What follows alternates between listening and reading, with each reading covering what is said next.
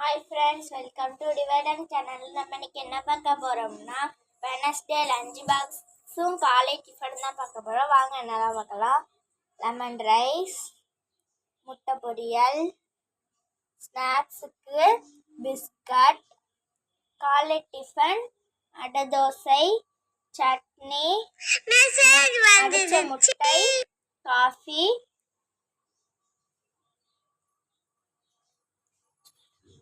இவ்வளவுதான். இந்த லஞ்சு உங்களுக்கு பிடிச்சிருக்கும். லைக் பண்ணுங்க, ஷேர் பண்ணுங்க, கமெண்ட் பண்ணி மறக்காம சப்ஸ்கிரைப் பண்ணி ஆளுங்கிற பட்டனை கிளிக் பண்ணுங்க. நெக்ஸ்ட் வீடியோல பார்க்கலாம். பாய்.